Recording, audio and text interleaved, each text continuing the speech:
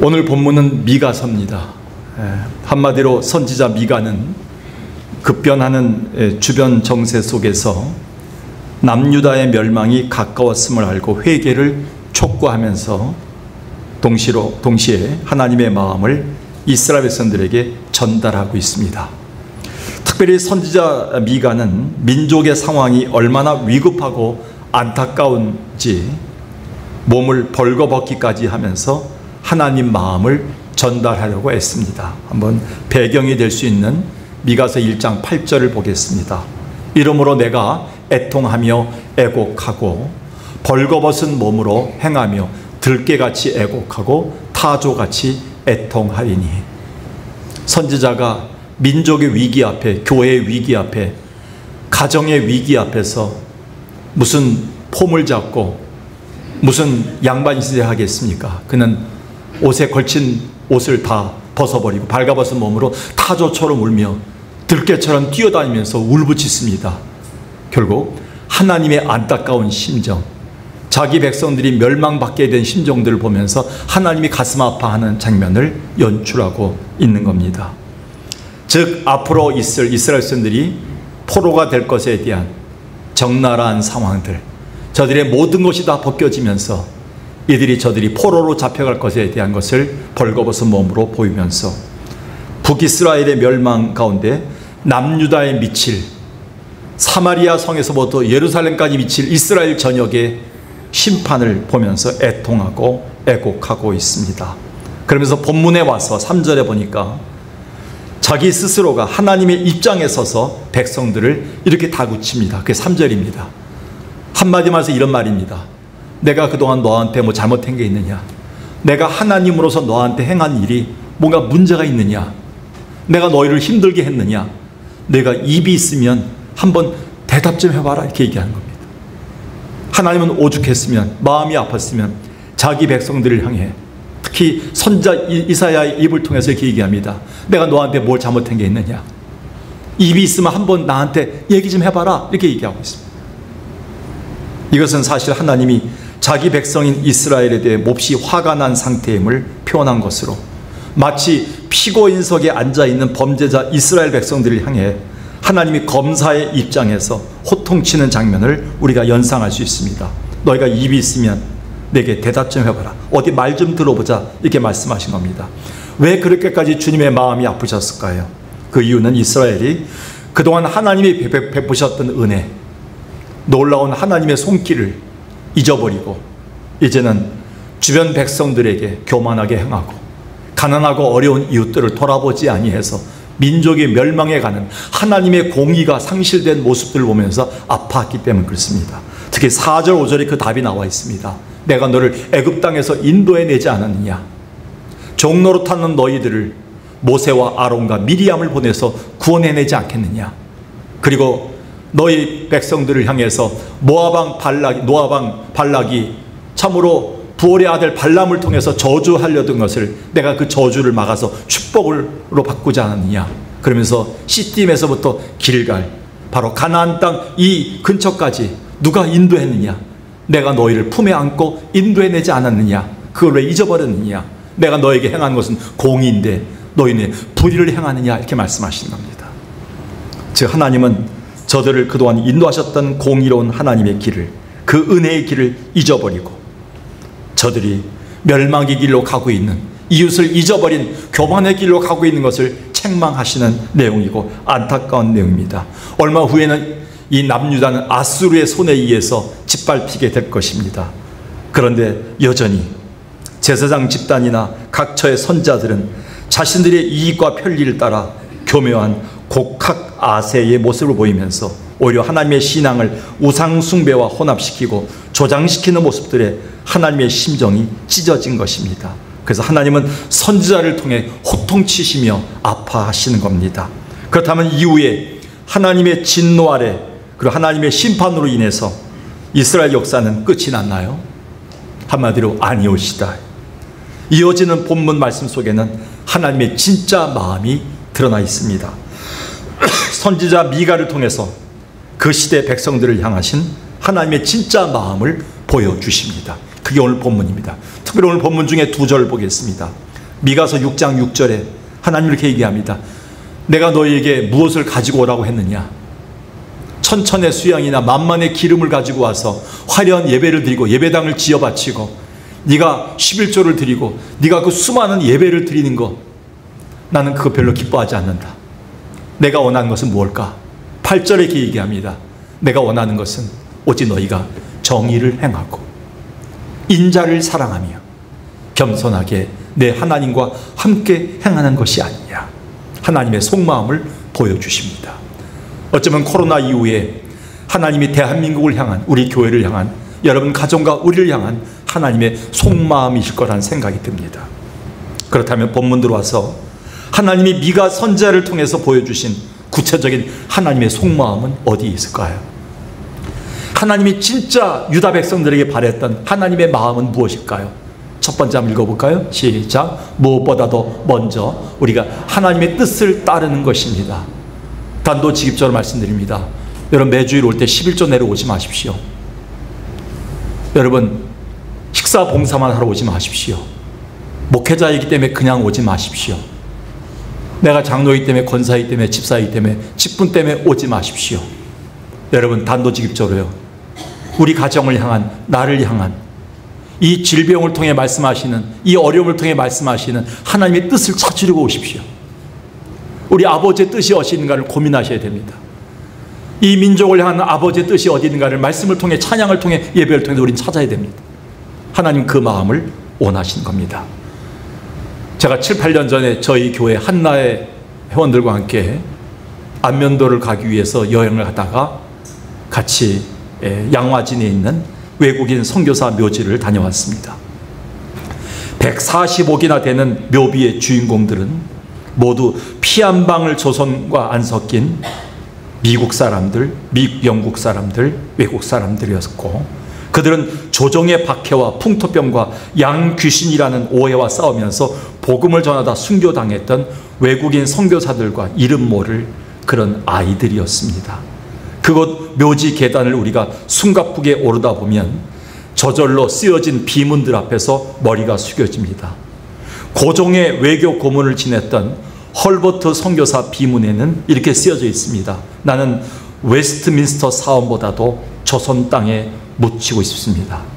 어떤 정신 나간 정치인이 자기 아버지 묘가 잘못 들어가 있고 물이 난다고 해서 수억을 들여서 묘를 옮겨서 그리고 양지 바른 곳에 모셨더니만 자기가 당선이 됐다는 말을 했습니다. 정신 나간 사람들이 대한민국을 통치하고 있는 거죠. 그런데 이분은 선교사로서, 목회자로서 최고의 명예인 여왕이 묻혀있는, 국왕이 묻혀있는 웨스트민스터 사원 밑에 묻혀지기를 원하지 않고 조선 땅에 묻혀지기를 원했던 선교사입니다. 조금 오르다 보면 루비 캔드릭 선교사 묘비가 나옵니다. 거기에는 만일 내게 1000개의 생명을 주신다면 모두 조선 땅에 바치겠습니다 라는 묘비가 적혀져 있습니다. 최초 감리교 선교사였던 아펜젤로와 그의 딸 역시 그곳에 묻혀 있는데, 그들의 비문에는 나는 섬김을 받으러 온 것이 아니라 섬기려고 왔습니다. 여러분 오늘 교회에도요, 석관교회 여러분들 섬김 받으러 오지 마십시오. 나를 알아주지 않았다고, 인사하지 않았다고, 나를 사람들이 알아보지 않았다고 기분 나빠거나 섭섭해하지 마십시오. 여러분 섬기려고 와야지만 은혜 받습니다. 아펜젤로와 그의 딸은 조선 땅에 섬김을 받으러 온 것이 아니라 섬기려 왔기 때문에 끝까지 순교할 수가 있었습니다. 이런 글귀들을 보면서 가슴 뭉클하게 합니다. 이들 모두의 공통점이 뭡니까? 자기의 명예나 자기 교회의 이름이나 자기 의를 높이는 게 아니라, 나를 알아달라는 게 아니라 오직 그들을 이곳에 보내신 하나님의 공의, 즉 하나님의 뜻을 행하려고 했던 자들입니다. 만약 이들이 자신을 드러내고 명예를 얻고 부귀영화를 받았다면 하나뿐인 목숨을 조선 땅에 바칠 수가 있었을까요? 거기에 3살짜리 아이의 무덤이 있더군요. 선교사님의 딸인데 난 지 얼마 안 돼서 이름 모를 풍토병에 걸려 3년 동안 고생하다가 그냥 갔다고 써 있습니다. 그 아이가 자기 선택을 했을까요? 부모님이 조선 땅을 위해서 오기 때문에 왔던 거예요. 근데 정신 나간 아이들이 얼마 전에요, 연세대학에 이화여대 앞에 세워놨던 그 선교사들의 묘비를 전부 깨부시고, 그리고 자본주의를 없애야 되겠다고 하면서 그걸 부순 일이 있었습니다. 정신 나간 나라, 정신 나간 백성들이, 정신이 나간 정치가들이 이 땅을 다스릴 때 우리가 어떻게 할 수 있겠습니까? 공의를 세워야 되지요. 주님은 수많은 말씀 중에 이 말씀을 왜 저한테 골라서 주셨을까요?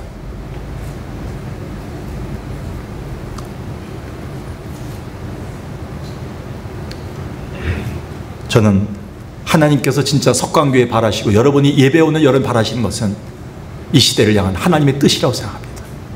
왜 내가 이곳에, 이 교회에 왔는가? 내가 왜 이곳에, 이 땅에 목회자로서, 장로로서, 집사로서 하나님이 세우셨는가? 왜 수많은 사람 중에서 천사도 흠모하는 직분을 내게 주셔서 주방에 내려가게 하셨는가? 다 뜻이 있겠죠. 그래서 마태복음 6장 33절에서 주님은 천국에 올라가서 살아야 될 지침 중에 가장 중요한 지침을 이걸 얘기했어요. 무엇을 먹을까, 무엇을 마실까, 무엇을 입을까를 좀 고민하지 말라. 천국 백성들은 날마다 예배 때 올 때마다, 기도할 때마다 이거부터 생각한다. 먼저 그의 나라와 그의 의를 구하라. 그의 나라와 그의 의를, 하나님의 생각이 뭔지를, 하나님의 뜻이 무엇인지를 먼저 찾아라. 하나님 왜 우리 가정에 이 질병을 주셨을까요? 왜 교통사고를 주셨을까요? 왜 우리 민족이 힘들까요? 왜 이런 홍수가 왔을까요? 왜 이렇게 교통사고 났을까요? 이렇게 고민하고 한탄하지 말고 하나님 이걸 통해서 주신 하나님의 뜻이 무엇입니까?를 고민하라는 거예요.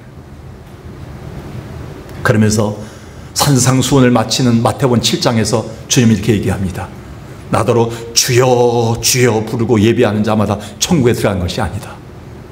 이 예배에 와서 기도하며 찬송 부르며 성가대 봉사하면서 하나님의 뜻을 찾는 자라야 천국의 백성이 될 수가 있다.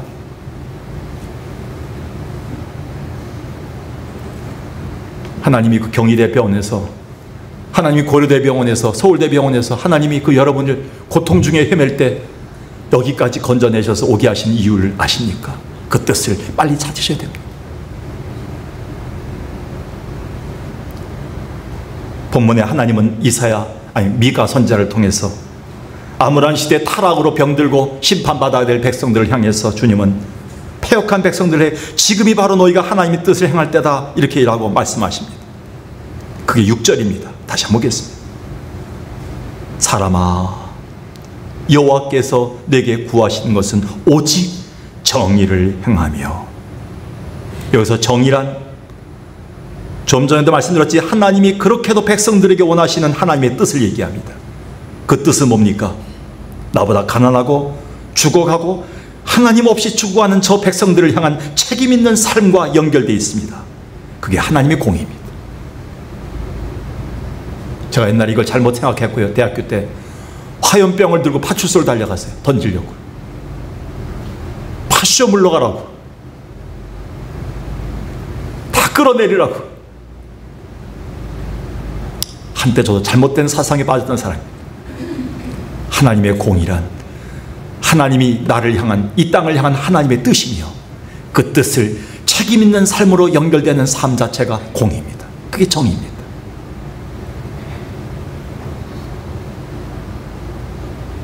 그래서 미가는 7장에서 이 하나님의 뜻을 깨달았어요. 이렇게 얘기합니다. 7장에서 오직 나는 여호와 하나님만 바라보겠다.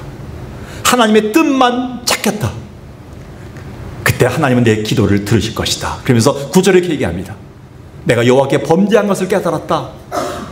내가 하나님께 진노를 받아야 될 백성인데 하나님의 은혜로 다시 깨닫게 됐다. 하나님 나를 향해서 논쟁하고 계신데, 어떤 논쟁이겠어요? 다시 살리실 논쟁이겠죠. 나를 인도하사 광명에 이르게 하시니 내가 그의 공의를 보리로다.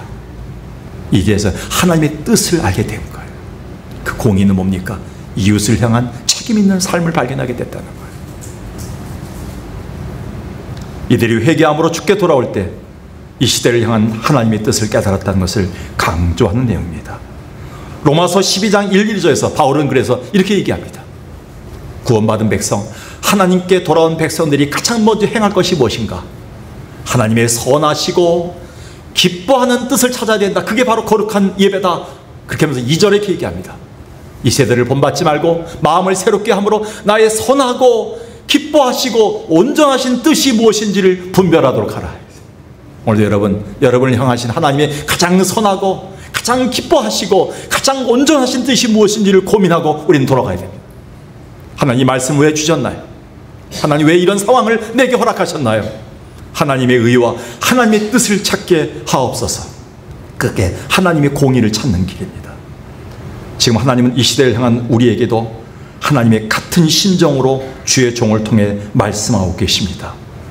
무엇보다도 이 시대를 향한, 지금의 교회를 향한 하나님의 뜻을 찾기 바랍니다. 오늘 우리가 행할 바로 정의가 거기 들어가 있습니다. 지금의 상황 속에서도 먼저 하나님을 찾아서 나서는 자 되길 주의 이름으로 간절히 축원합니다. 두 번째 한번 읽어볼까요? 시작. 하나님의 은혜를 받은 자로서의 책임 있는 삶을 살라 이렇게 얘기합니다. 8절 보겠습니다. 사람아, 주께서 선하심이 무엇임을 내게 보이셨나니 여호와께서 내게 구하시는 것은 오직 정의를 행하며, 그 다음에 인자를 사랑하며.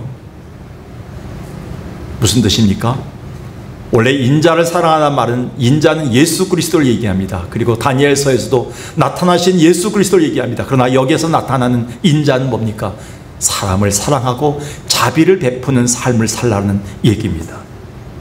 여기서 말하는 이 인자란 말이 히브리어로 헤세드인데, 헤세드란 말은 하나님의 은혜를, 하나님의 사랑을 하나님과 이웃에게 적극적으로 베푸는 삶의 태도를 말하고 있습니다. 그래서 예수님은 십계명을 재해석하면서, 여러분 십계명의 10가지 계명의 큰 2가지 강령이 뭐죠? 앞에 4가지는 누구에 대한 책임이에요? 앞에 4가지는 누구에 대한 관계예요? 누구 사랑에 대한 관계예요? 그리고 5계명서부터, 바로 부모 공경서부터 마지막 이웃을 탄압하지 말라, 이웃에 대한 거짓 증거하지 말라, 그 내용까지는 뭐 이웃에 대한 내용이에요. 근데 앞에는 누구에 대한 내용이에요? 하나님. 네, 하나님의 것, 하나님 위에 다른 신을 섬기지 말라, 하나님을 위해서 어떤 것도 새기지 말라, 우상을 새기지 말라. 십자가조차도 새기잖아요. 하나님과 나 사이에 어떤 짐을 두지 말라는 거예요. 그리고 뭡니까? 하나님의 이름을 망령되이 부르지 말라. 그냥 주여 주여 주여 남발하지 말라는 거예요. 뜻없이. 그리고 뭡니까? 4번째, 안식일을 거룩하게 지키라. 안식일은 누구에 대한 거예요? 하나님에 대한 사랑이에요. 그래서 예수님은 이 땅에 오셔서 십계명을 재해석하면서 십계명의 2 강령, 하나님 사랑과 이웃 사랑을 얘기했어요. 그러니까 하나님의 공의를 가지고 있는 사람, 하나님의 뜻은 뭐예요? 누구를 향한 뜻이에요? 이웃을 향한 뜻이에요. 우리가 이웃을 사랑하게 되면 누구를 보는 거예요? 하나님을 보는 거예요. 하나님의 공의를 보는 거예요. 하나님의 공의를 외치는 사람, 정의를 외치는 사람, 정직을 외치는 사람은 늘 이웃을 향한 책임을 다하고 있어야 된다는 거죠. 성경은 이것을 하나도 우리에게 결여되거나 우리에게 한 가지를 빼서라도 설명하지 않습니다. 여러분, 1923년 9월 1일, 지금부터 100년 전이죠. 1924년 9월 1일 일본 도쿄 요코하마에 대지진이 일어났습니다. 20만 명 가까이 죽고 250만 명이 집을 잃고 헤맸습니다. 이것을 간또 대지진 또는 관동 대지진이라고 얘기합니다. 이때 미국이 엄청난 일을 행했습니다. 미국은 이때요, 성경에다 손을 얹고, 그리고 그 자기의 대통령이 됐던 그 사람들은 하나님의 뜻을 따라서요, 수송선 150척에 구호품을 실어서 일본으로 보냈습니다. 당시 일왕이었던 히로히토는 미국 대통령에게 이런 편지를 보냈습니다. 일본인은 미국 국민에게 감사하며 이 은혜를 영원히 잊지 않겠습니다. 그런데 그로부터 18년 후인 1941년 일본은요, 야욕을 가지고요, 미국령 하와이의 진주만을 공격해서 수천 명의 미국인들을 물속에 잠기게 했습니다. 다 초토화시켰습니다. 그때 미국의 신문들은 일제히 이런 기사로 비판했습니다. 일본인은 세계 어느 민족 중에 은혜를 가장 쉽게 잊어버리는 미개 민족이다. 이것은 지금 우리 민족에 대한 과거사 문제를 처리함에 있어서도 일본은 동일하게 처리하는 것 같습니다. 일본을 위해서 기도해야 되겠죠. 지난 주일 우리 일부 예배 때 황석희 목사님께서 용서에 대한 설교를 굉장히 깊게 하셨는데, 제가 그 내용들을 보면서 우리가 일본까지도 품어야 되는가, 기도를 많이 하게 됩니다. 2부 예배 때 원로 목사님께서 안심하고 평안하라는, 두려워하지 말라는 그 말씀을 보면서도 우리가 하나님께서 왜 이 말씀을 주셨는가를 깊이 묵상하게 되었습니다. 우리는 이웃을 향한 책임 있는 삶을 살아야 되는데 그 중에 하나가 하나님 베푸신 은혜를 잊지 말아야 되는 겁니다. 하나님은 이웃을 통해서 우리에게 은혜를 주셨겠죠. 근데 이 시대 미가와 동시대에 살았던 이사야는 이렇게 탄식합니다. 이사야 1장 2절 3절입니다. 하늘이여 들으라, 땅이여 귀를 기울이라. 여호와께서 말씀하시기를 내가 자식을 양육하였거늘 그들이 나를 거역하였도다. 소는 그 임자를 알고 나귀는 그 주인의 구유를 알고만 이스라엘은 알지 못하고 나의 백성은 깨닫지 못한도다. 저를 양육하고 은혜를 주신 하나님의 은혜를 거역하고 하나님을 깨닫지 못하고 하나님의 은혜에 감사하지 못한 백성들이 이웃을 향해서 책임 있는 삶이 나오지 않는다는 거예요. 요즘 유튜버에, 또 요즘 유튜브에 가장 많이 뜨고 있는 그 인기 그 유튜버가 뭐냐면, 여기 용인 에버랜드에 있는 곰, 팬더곰 사육하는 내용들입니다. 그 사육사가 그 푸바오인가요? 그 곰을 양육하면서. 근데 푸바오가 새끼인가 새끼죠? 그 푸바오 엄마가 참 현명하다. 여러분, 곰이 무식하다고 얘기하지 마세요. 어디 가서 곰을 거꾸로 하면 문자가 돼, 문이 돼. 우리에게 여러분들, 곰이 똑똑하더라고요. 자기 자식 푸바오가 자꾸 나무에 올라가고 앙칼지고 자꾸 그냥 많이 먹으려니까 붕둥이를 때리더라고요. 이렇게. 근데 어려운 순간마다 이 푸바오가요, 엄마 품에 안기더라고요. 그리고 자기를 키워줬던 사육사 할아버지 품에 안겨서 재롱을 떨더라고요. 절대 잊지 않더라고요. 곰도요, 나를 키워준 사람, 은혜 주신 사람을 잊지 않아요. 오늘 여기 와서요, 하나님 은혜에 감사하셔야 돼요. 이 은혜를 이웃에게 책임 있는 삶으로 우린 살려고 노력해야 돼요. 옆에 계신 권사님, 집사님 한 번 더 만져주시고 더 도닥거려 주시고 칭찬해 주시고 이렇게 살라고 주님 말씀해 주시고, 이게 하나님의 뜻이에요. 이번 우리 교회는 코로나 사태 이후에 중단되었던 선교 답사와 섬김을 4년 만에 다시 시작했습니다. 몇 가지 사진을 다시 보여주겠지만 몇 사진으로 그걸 대신할 수 있겠습니까? 늘 알고는 있었지만 우리는 세계 어느 민족보다 하나님의 은혜를 참 많이 받은 나라이며 백성임을 깨닫게 됩니다. 그러던 중 우리가 필리핀에 들어서는 순간부터 우리가 그동안 받았던 은혜를 베풀고 살지 못했다는 회개가 막 밀려오기 시작합니다. 우리가 저들보다 어떤 면이 더 나아서 우리는 시원하고 안전한 곳에서 예배하고 마음대로 먹고 즐기고 자녀와 손주들을 키우고 있는데, 저들은 좁아 터지고 선풍기 하나 제대로 작동되지 않는 한 평짜리 냄새 찌든 곳에서 힘겹게 살아가고 있나. 그러함에도 저들은 여전히 웃고 찬양하고 감사하고 있는데, 우린 지금 이 순간에도 원망과 불평이 가득하고 또 받은 은혜를 이웃에게 베푸는 것조차 버거워하고 아까워하니 말입니다. 그러면서 선교란 그 무엇보다도 하나님 곧 우리 아버지의 마음을 읽는 시간이고, 곧 그것은 우리가 받은 은혜를 우리 이웃에게 베푸는 책임 있는 삶이 아닌가요? 목사님, 선교가 무엇인가요? 이게 묻는다면 학적으로 설명하고 싶지 않습니다. 선교란 하나님이 우리에게 향하신 하나님의 마음을 읽는 시간이고, 하나님의 마음을 읽었던 우리가 우리의 것을 들여서 책임 있는 삶을 사는 것이 선교가 아닐까요? 이번에 가셨던 분들에게 감사한 것은, 우리가 그동안 2주 동안 헌금으로 450만 원 가까이 모았던 돈으로 달러를 바꿔서 가서 선교지에 가서 그들을 먹여주고 재워주고 전도하고, 그리고 그 신학생들에게 베풀었던 그 외에 가신 6분이 전부 100만 원 가까이의 돈들을 헌금하셔서 그들이 먹고 살고 물 먹는 것조차, 한 끼 먹는 것조차 자기 돈으로 가서 해결하면서 하셨다는 것에 난 너무 존경을 드릴 수밖에 없습니다. 이렇게 하니까 달라지는 것 같아요. 우리 선교사들이 그렇게 하셨기 때문에 그래요. 그럴 때 우리는 하나님의 공의가 뭔지를 거창하게 얘기하지 않아도 바로 내 이웃에게 내가 스스로 겸비하여 저들을 베푸는 삶이 아닌가라는 생각을 하게 됩니다. 그래서 바울은 우리에게 이렇게 얘기했습니다. 디모데전서 6장 17, 19절 너희가 그렇게 힘들어하고 어려워하고 늘 낙심하고 무너지고 시험 들고 하는 재물에 소망을 두지 말고 보이지 않는 후히 주시고 꾸짖지 아니하시는 누리게 하시는 하나님께 우리의 소망을 둬라. 그것이 뭐냐? 18절에 선을 행하고 선한 사업을 많이 하고 나누어 주기를 좋아하며 너그러운 자가 되게 하라. 여러분 좀 너그럽게 대하십시오. 근데 이것이요 19절에 보니까요 하나님이 거기 단서를 달았어요.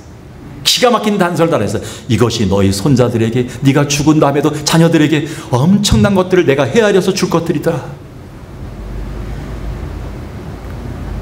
가만히 생각해 보니까요 저희 어머니가 밤을 지새우면서 힘든 시간까지 그 주변 사람들에게 주시려고 했던 수의를 기었던 것이 왜 옆에 아줌마에게 할머니에게 드리려고 그 물건을 준비해 놓으셨던 것들이 왜 필요한지를 제가 이제 알게 됐어요. 왜 아버님이 40년 가까이 노인대학과 경로대학을 운영하셨는지를 제가 이해하게 되었어요.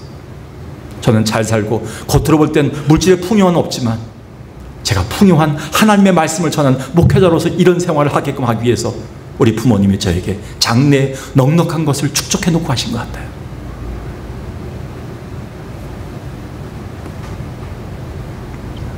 우리가 받은 은혜를 하나님의 은혜를 받은 자로 책임 있는 삶을 살아가는 하나님의 속마음을 나타내는 여러분 되길 주의 이름으로 축원합니다. 말씀을 정리합니다.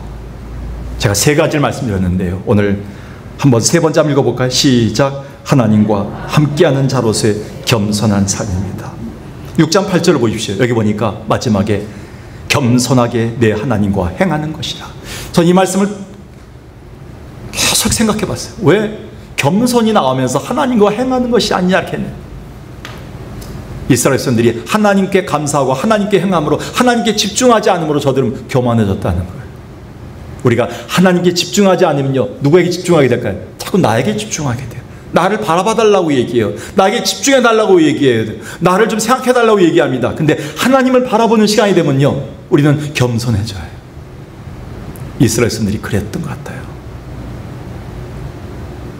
이게 하나님의 속마음, 진짜 마음입니다. 지금 일어나고 있는 전쟁과 각종 재해를 통해서 가정의 우환과 질병을 통해서 민족의 위기와 교회의 문제들을 통해서 하나님은 계속 하나님과 동행하면서 겸손해지라고 말씀하시는 것 같아요. 이게 하나님 뜻이에요. 얼마 전에 신문 보니까요 제가 다녀왔던 홍콩이 138년 만에 처음으로 그런 홍수를 맞이했대요. 홍콩이 작습니다. 작은 섬입니다. 근데 홍콩의 3분의 2가 물에 잠겼어요. 홍콩이 물이 잠길 수 없는 나라예요. 언덕으로 되어 있기 때문에. 홍콩이 완전히 초토화됐어요. 한국에도요 150년 만에 200년 만에 올 수 있는 비가 올 수 있는 곳입니다. 그럴 때마다 당황하지 마시고요 하나님과 함께하는 겸손한 연습을 하셔야 돼요. 오늘도 하나님이 없으면, 오늘도 하나님이 나에게 도우지 않았다면, 오늘도 하나님의 은혜가 없다면 우리는 어떻게 살 수 있어요? 하나님의 겸손하게 엎드려서 기도하는 것밖에 없어요. 그래서 에스라는 역대하 7장 13절에서 이렇게 얘기했습니다. 좀 전에 윤성호 장로님 기도하시면서 말씀하셨어요. 혹시 내가 하늘을 닫고 비를 내리지 않거나, 반대죠, 비를 많이 내리거나 혹은 메뚜기들이 토산을 많이 먹거나 전염병이 창궐하면 당황하지 말고 내 이름으로 일컫는 내 백성들이 14절 악한 길에서 떠나 스스로 낮춰서 겸손하여 기도하고 하나님을 찾으면 내가 하늘에서 듣고 그들을 사하고 그들의 땅을 고쳐줄 것이다. 우리는 이 답을 알고 있어요. 아무리 대통령들이 20개 나라들이 모여서 대책을 세우고 그래도 재해를 막을 수가 없어요. 근데 우리는 알고 있어요. 이제라도 겸손하게 돌아와야 돼요. 매주일 예배 때마다 겸손한 자들이 나타나야 돼요. 무릎 꿇어야 돼요. C.S. 루이스가 썼던 순전한 기독교라는 책에 보면 겸손은 교만이 없는 상태가 아니라 내 안에 있는 교만을 발견하는 것이 겸손이다. 그리고 하나님과 동행하는 삶이다.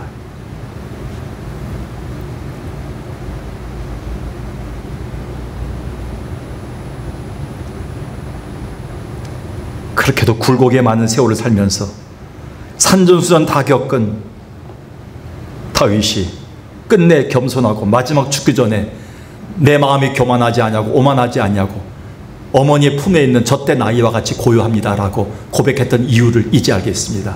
다윗은 시편 23편에서 이렇게 얘기합니다. 내가 사망의 음침한 골짜기를 다니며 그런 험한 길을 살아왔을지라도 나는 두려워하지 않는 이유가 있다. 그것은 주께서 나와 함께 계셨기 때문이다. 사랑하는 여러분, 말씀을 마칩니다. 하나님의 마음을 안는 것이 코로나 이후에 하나님이 우리를 향하신, 우리 교회를 향하신, 여러분을 향하신 하나님의 뜻일 것입니다. 여기에 지혜가 있고요, 세상을 이길 수 있는 승리의 비결이 있습니다. 오늘 선지자가 전한 하나님의 마음은 무엇인가요? 거창한 예배가 아니에요. 거창한 11조가 아니에요. 거창한 예배당을 지어드리는 게 아니었어요. 무엇보다도 먼저 우리가 하나님의 뜻을 찾아서 하는 거예요. 그리고 하나님의 은혜를 받았다면 이웃을 향해 책임 있는 삶을 살라는 거예요. 그리고 하나님과 함께 다니는 자로서 겸손하게 살라는 거예요. 같이 이 시간에 여러분 찬송하면서